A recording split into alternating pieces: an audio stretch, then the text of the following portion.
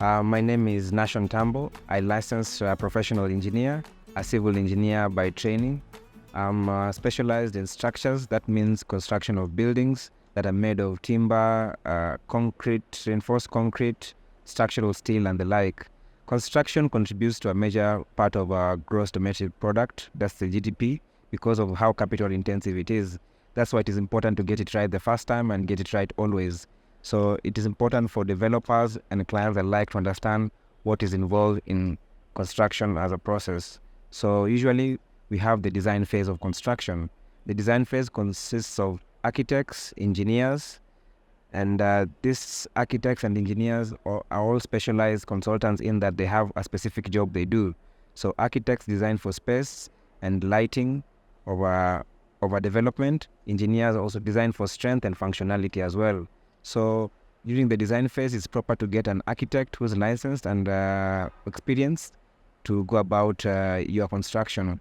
So the architect will advise you on how to go about the design of the building itself, taking your input into the construction itself, but also guiding you on the statutory requirements for the architectural phase. When you come to the engineering aspect, we have this structural engineer who designs for the strength of the building, and we have the services engineers that consist of the mechanical engineer and the electrical engineer. So the mechanical engineer will design for wastewater within the house, and also just generally any machinery that is within the house. That means that things that have to do with plumbing and all that. And then we have the electrical engineer that designs for electricity and electrical connections within the house. So once you finish with the design phase of a project, then you go to the bidding stage where you have the procurement of a contractor. A contractor is an individual, a company that takes a design and executes it on the ground. So the contractor should be procured in a proper way, in that you look at the competency of the contractor. That means how much capacity do they have in terms of machinery? Do they have the necessary expertise to go about the work? And how experienced are they in the particular job that you want them to do? So the bidding phase is one that you should not overlook during your construction process, where you procure the contractor to do the actual construction.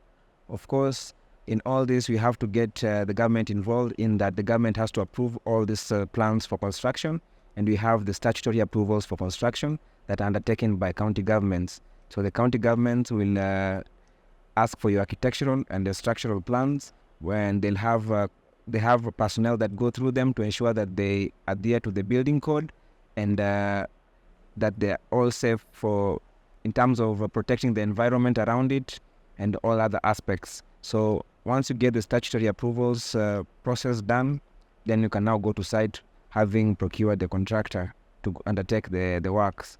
Of course, in the process of construction, it is good to respect that during the construction phase of the actual construction on the ground, you have inspections by the various consultants that did the design.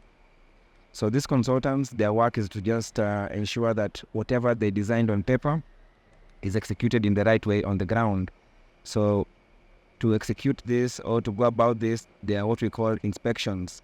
For instance, in the engineering phase, we have pre-concreting inspections that are carried out usually before you actually go about the concreting process. So there are various things that the engineer is going to check and confirm that they're okay before giving an okay to the contractor to go about the concreting.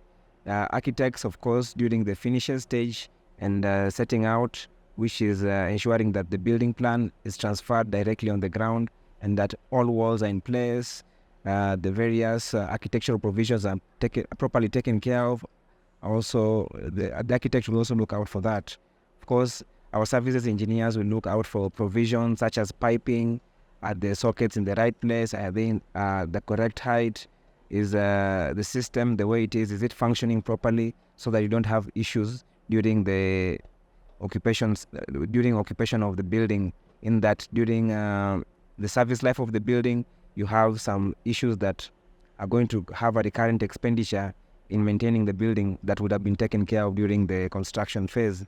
So inspections are very important, and you find that most times that people bypass this process is when we have issues with the collapses of buildings. So a building is properly designed, it has gone to the statutory approval phase, and then when you go to site, a developer or a client is bypassing the consultants by excluding them and just having the contractor or a fundi go about the construction without approvals, inspections and approvals from the consultants.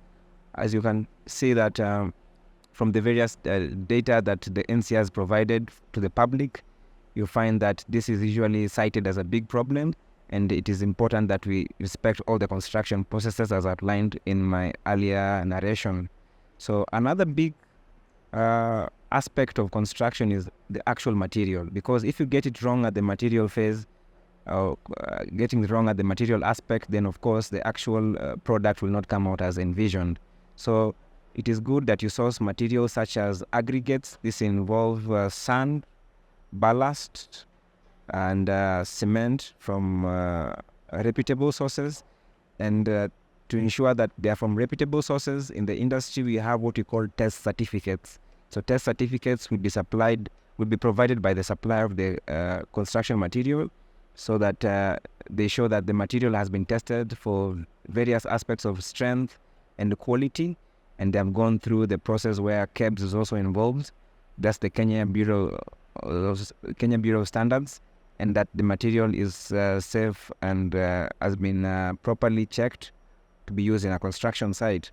So you want to check for your test certificates whenever you go to a supplier, a material supplier. Ensure you have that. This should also be taken to the engineer for review and approval, because the engineer knows what to check for in the test certificates. Some might be fake, and it is important that you get the input of the engineer during checking of the test certificates.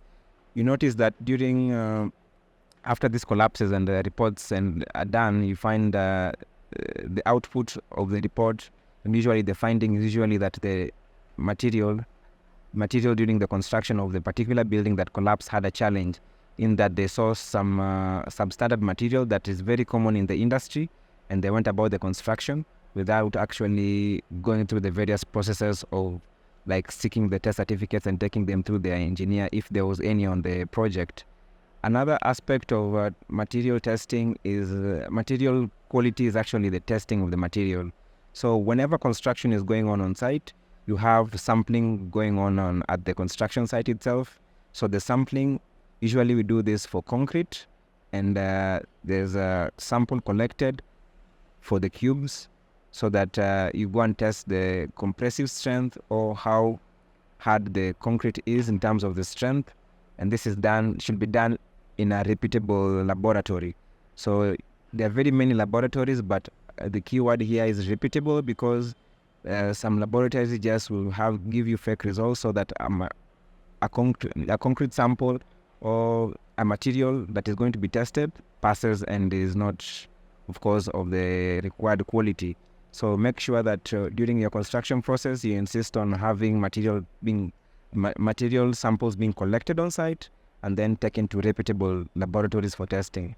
Apart from the concrete test, then you have usually regular tests that should be conducting on even your aggregates such as sand and ballast, to ensure that whatever supplier you're getting them from is giving consistent quality throughout the construction of the building or whatever structure it is that you're putting up. So you should have regular material sample collection and then testing in reputable laboratories.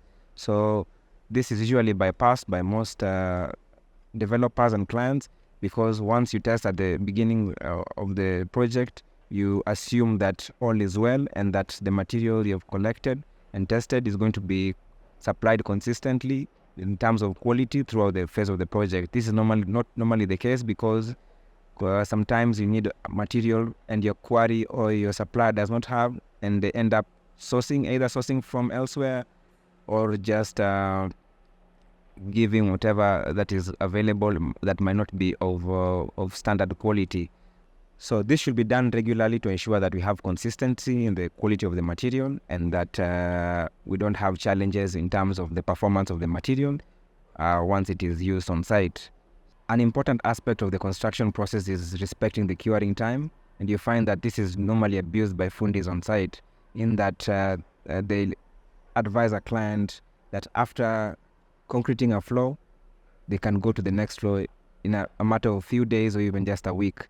This is not usually the desired situation because there are standard minimum curing durations that should be respected. And for concrete, you'll find 28 days is the desired curing duration, and normally that should be respected on site. So you'll find if you want to go about reducing the curing time or loading a slab before it has adequately cured, the engineer will advise on how to go about it by using concrete accelerants that speed up the setting time of concrete, or how to support the particular member like a slab so that it will be able to support the weight of whatever is being loaded on it. But abusing the normal construction process in terms of timelines for curing and the like should not be tolerated. Otherwise, we have challenges such as construction collapse like we have been seeing in the country. I hope now that we've gone through the construction processes and we will discuss the quality of materials, we can now adhere to them during our construction activities in the country so that we have a safe environment for all of us. Thank you.